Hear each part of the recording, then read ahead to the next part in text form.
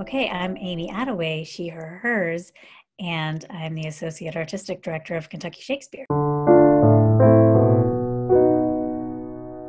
My last year at Actors Theater was 2013, and I directed a commissioned piece in the Humana Festival with the Apprentice Company called Sleep Rock Thy Brain, which was a piece about the science of sleep that involved flying. And it was a long process with three amazing playwrights, Anne Washburn, Rinna Groff, and Lucas Nath. And we worked with ZFX flying effects, and my husband was our primary choreographer. And the main framing device of the commission was that we would start with flying effects as our base so that they would write for the science of sleep as a broad topic, but also writing specifically with the idea of flying in mind, because, as I observed that specific newish, exciting technology in the theater, I observed that it was often sort of pasted in at the last minute. It ended up being it was a 2-year commission, but it took me 2 years before that to get it approved. And I had to keep getting it approved under 3 different artistic directors. So that was an additional fun challenge. The other thing that was integral and vital and very close to my heart about this process was my dramaturg partner, Sarah Lunny, who I think is one of the best in the business. She and I conceived the project together and worked together every step of the way to make this piece. And she was absolutely integral to every single part of the process. So wait, give me just 1 sec. And 1 sec, 1 minute here. And anyway, that was what was so great about this process. 1 moment, please. I'm going to go get this pizza out of the oven and calm this tiger next to me. And then I'll keep answering your questions, Brock. I'm so sorry, guys. 1 moment. My name is Maisie and I'm 5. And we're back. I didn't plan this, guys. Brian was working from home too, and he unexpectedly had other thing to do during this time. All right. Okay. Anyway, done. There's your pizza. Careful, it's hot. If I could start a theater company, revive 3 elements of that production and start a theater company, here's what they would be. 1, can you please stop doing that? Okay. Amy, yes. I so recognize this and the challenges. Would it be easier for us to reschedule? I think, let's get through this next question. I think we can do this. Okay. So the 3 elements of that production that I would absolutely revive in starting a theater company. Number 1 is the people. Absolutely. The people that I worked with in that process, and I already extolled the virtues of Sarah, but the whole company, all of the playwrights were amazing, the actors, the designers, everyone who I had the pleasure to work with in that process were fantastic. And how that would translate into making a company is that I think that the most important thing in any theater company is the humans. People that you respect and trust and want to spend time with, want to collaborate with, and people who inspire you. At least that was true for me in this process, and I think would be absolutely vital in starting any theater endeavor. Being in a room with Anne Washburn was really inspirational. Carl Anderson, our set designer, and everybody who I worked with, all the actors that were in the room were inspirational to me. And it kept me excited about the process for the 2.5 years that we worked on it. So people was number 1, and time is another one. The fact that we were lucky enough to have the development time that we needed to make this incredibly complicated piece come together was a huge gift. It's not something I've ever had in any other process or production ever. The time to do the research and to get super nerdy about the science of sleep, the time for all the playwrights to get super nerdy about the science of sleep, then gave them the time to think of 4 or 5 different directions they could go and choose the one that excited them most. And then Lucas's play ended up being about space travel. So then that was a whole extra nerdy set of research to do. So that kind of stuff makes me happy. We also had a lot of time with the actors because the way that the process worked at Actors Theater was that we worked on the play for the Humana Festival all season. So we started early on with them meeting the playwrights and reading drafts of the script early in the season, August or September. So they had time to live with the characters and live with the stories and do their own nerdy research on the science of sleep. And so that was again a huge gift. And any theater company that is able to give that kind of gift to their artists would be Mommy, aces in my book. And the third thing that was really important to me in that process was having the designers with us from as early as possible. Even, I talked already about the idea of forwarding the flying element of the process in the design and in the creation of the text of the play. And that was really important. But additionally, the designers that I was able to work with on that production were all friends. We're all people that I've worked with a lot and people that we speak each other's language. And so they were able to come on board in the creation of the piece a lot earlier than in a normal design process. If I were creating this magical theater company, I would do that even more. I would want the designers in the room with me from the beginning, because I, as a director and a theater maker in general, as a producer, I think I'm really inspired by designers' work, because I think that because it's an element of the theater that I understand the least of every element in the theater, I am the least likely to design a good set, or figure out a good lighting plot, and to work with people again that inspire me and that inspire each other, so that, getting a whole bunch of really smart, talented people in a room together, that's my jam. That's what I'm about. Which is why I love directing. You get a bunch of smart people in a room together and say, go. I haven't been able to do that very often, but in my small theater company, Theater 502, we worked with the same designers over and over, and they necessarily became part of the early envisioning. Have never really considered doing anything else is my first caveat. Times when I have really considered it completely transparently are around fundraising. Not because fundraising is hard, because of course it is. Fundraising is hard.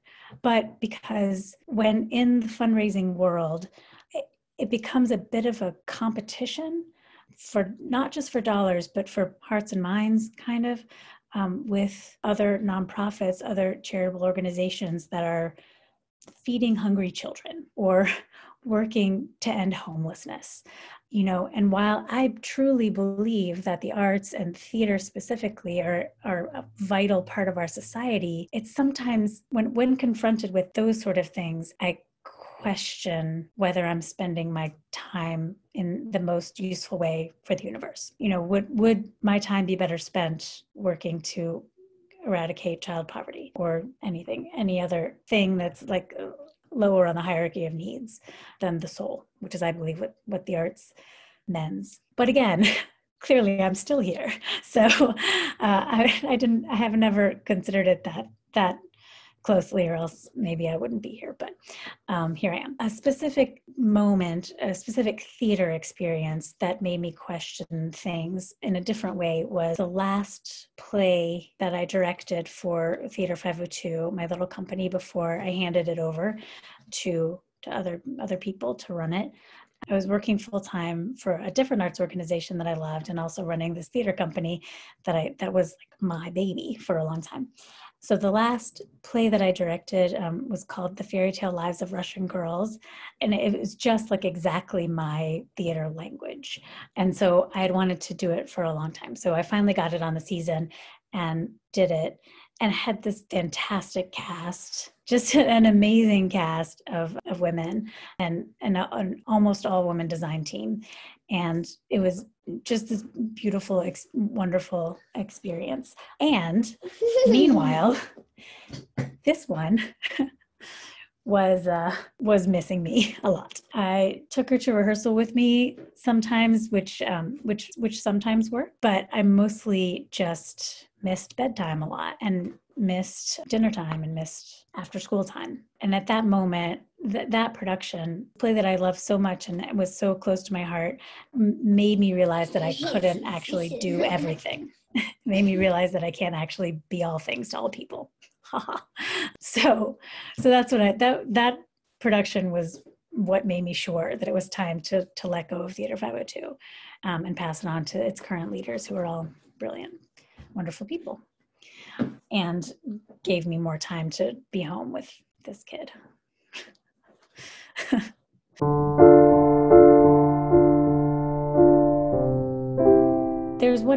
that's happening in regional theater right now that I think is important is helping people be parents in the theater. A lot of theaters now are, offering childcare for audiences, and a lot of actors now are being able to travel with their children. And so that's one of the things that they talk to producers about. I recently almost did a guest directing gig at Cincinnati Shakespeare before the world exploded on day 3.5 of that production.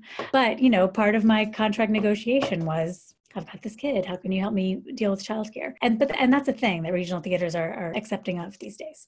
And I have a lot of friends who are actors who are able to talk to producers about that. So that is something that could have helped in that situation. And I think that the industry is heading in that direction, which is great. If I had a magic wand, I would, I would make our government see the arts as important as many European countries, for example, see the arts and give us a little help there, because it's just a reality that ticket sales cannot support our work, except for kind of maybe on Broadway. But so fundraising will always be a part of what we do. I've learned a lot over the past few years about how to fundraise in a healthy way and how to develop relationships with funders. And so I think that, again, in my dream theater company, funders could be part of the process from early on as well, because there are people who have money who want to support the arts. And if you can value their participation and their ideas and insights, and I think that relationship can be a healthy one. I have in my past and am currently at Kentucky Shakespeare experiencing those sort of healthy donor-artist relationships. I don't know how this current crisis is going to change everything in our field. That's one of the things that I look to, how to navigate the future of our industry, is how to smooth out that gap between funder and artist, or funder and company. Because again, that's a place where theater companies can become in competition with each other and can become almost adversarial with the funders, with foundations. And I just don't think it has to be that way. I think there's a way to make the conversation a conversation. And this is a divergence, but I was thinking about this morning, so forgive me, but that I think goes along a little bit with what I was just talking about, and with everything I think that I've said about parenthood in theater and collaboration in theater. I feel like that those things are a feminist way of looking at our industry, by which I mean non-hierarchical and listening first and open-hearted. Feminism means a lot of things to a lot of people, but what it means for me is non-hierarchical, embracing, open-armed of all people and all ideas.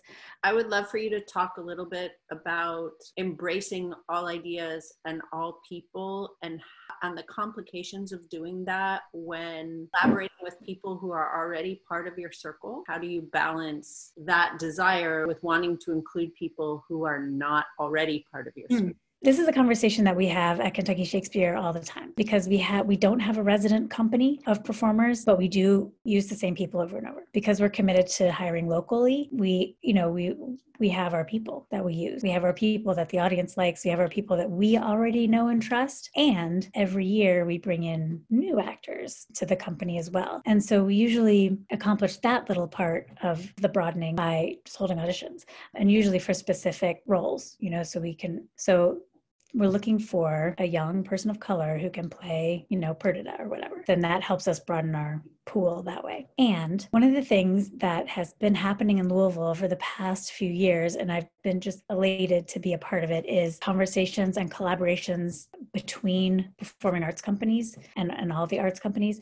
So I now have pretty regular communication with the ballet and the opera and Stage One and Actors Theater and Louisville Visual Art, and a lot of the smaller theater companies too, so that we can all benefit from each other's experience and each other's networks as well. And in addition to that, I'm now, because of Kentucky Shakespeare, I'm a member of the Shakespeare Theater Association, which means people all over the world. And I get to listen to what they're dealing with and what's going on in their worlds and what their new thoughts are about Shakespeare and how to make Shakespeare relevant and all the things that we're talking about in Shakespeare land. One of the things I miss about working at Actors is all the people that would come in from everywhere for the Humana Festival every year. But it's something that I think that we can all keep doing, is keep listening to what other companies are doing and benefiting from their expertise and experience. And well, it's one of the things that LMDA does, right? So you connect with people all over, learn new things and ask new questions.